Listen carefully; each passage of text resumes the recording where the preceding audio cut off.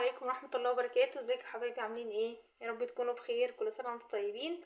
هنعمل مع بعض بديل للسمنة البلدي. هنجيب كيلو ونص سمنة نباتي، تمام، وهنسيحها كده. طبعا يا ريت يكون نوعها كويس، يكون مثلا كريستال، يكون اي نوع يكون كويس، يعني بلاش السايبة، عشان بنات السايبة انا كنت بجيبها الاول بصراحة مش حلوة خالص. لاحظت ان هما بيضيفوا ليها الزيت السايب، والزيت السايب ده مضر جدا جدا. بيضيفوا على السمنة الزيت السايب. الزيت السايب ده مش حلو جدا، مش صحي، لان طبعا عارفين الناس اللي هي بتلف بتقول زيت اللي هو بواقي زيت الاكل، بواقي زيت الاكل، الزيت اللي هو بصوا يعني ما لا يصلح اساسا للاستخدام تاني بصراحة. ده بيعيدوا تدويره تاني وبيحطوا له نشا عشان يخلوه شفاف كده زي ما بتشوفوه كده.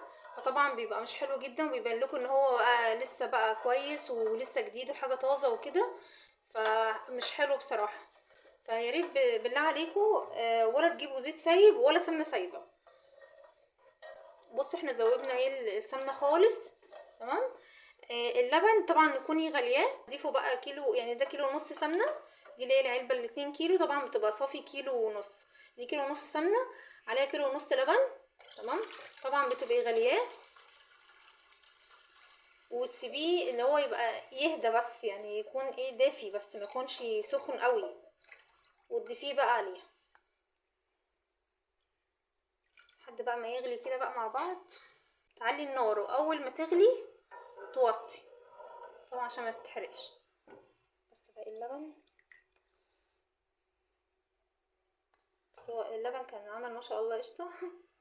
اهم حاجه تكون السمنه يعني نوعها كويس، واللبن يكون جاموسي، يكون كويس برضو. تجيبوه مثلا من لبان او سوبر ماركت تكونوا واثقين فيه، عشان يديكوا برضو نتيجه افضل. وتسيبوه بصوا لحد لما طبعا بصوا اللبن مش قاطع، يعني دي ما شاء الله قشطه اصلا اللي هي كانت في وش اللبن، على وش اللبن، تمام، عشان ما تفتكروش ان هو قاطع. تفضلوا بس تقلبوا كده. انا بوريك خطوه بخطوه عشان تبقوا برضو ايه عارفين. تطلع بقى تحفه بقى يا بنات، ما شاء الله، بتعمل مرته بقى وتبقى جميله. وطبعا السمنه البلدي دلوقتي بقت غاليه قوي، يعني حرام والله، 300 و300 وحاجه، كتير قوي بصراحه. دي كيلو ونص سمنه وكيلو ونص لبن. طبعا معليه النار، اول ما احس ان هي خلاص بدات تغلي كده هوطي، عشان طبعا ما تفرش طبعا وايه وتدلق كلها حرام. ويا ريت بقى لو عجبكم الفيديو ان شاء الله ما تنسوش بقى لاختكم اللايك والاشتراك. كل سنه وانتم طيبين. طبعا دي بالنسبه بقى للحلويات بقى لرمضان، تبقى تحفه بقى، حاجه ما شاء الله جميله عاملاها بايدك. طبعا الزبده البلدي دلوقتي بقت مغشوشه اصلا، اللي بيضيفوا لها دهن، واللي بيضيفوا لها ليا، واللي بيضيفوا لها بطاطس، يعني بجد حسب الله ونعم الوكيل والله، ما بقاش في ضمير. فياريت يعني افضل يعني ان انتي تعملي حاجتك في بيتك، تبقي عارفه انتي عاملاها ازاي.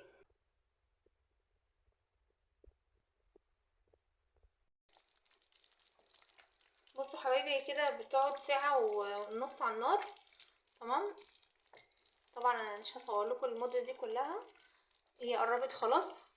طبعا لما نلاقيها، طبعا هوريها لكم دلوقتي، لما نلاقيها خلاص تحس ان هي بقت صافيه خالص والمرطه ردت تحت، يبقى دي كده تمام خلاص. تطفي عليها بقى عشان ما تتحرقش، واهم حاجه تكوني موطيه عليها النار. وبعد كده بقى هوريها لكم. بصوا حبايبي ده كده شكلها النهائي. عملتهم في برطمانين طبعا عشان البرطمان مش باين في الكاميرا قوي ما شاء الله كبير. الاتنين وزنتهم، عملوا 2 كيلو ل 50 جرام، تمام. وطلع بصوا طبق مرته ما شاء الله. بصوا،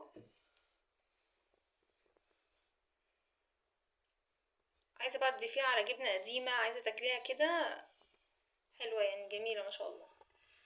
يا ريت لو عجبكم الفيديو ما تنسوش لاختكم اللايك والاشتراك. سلام عليكم.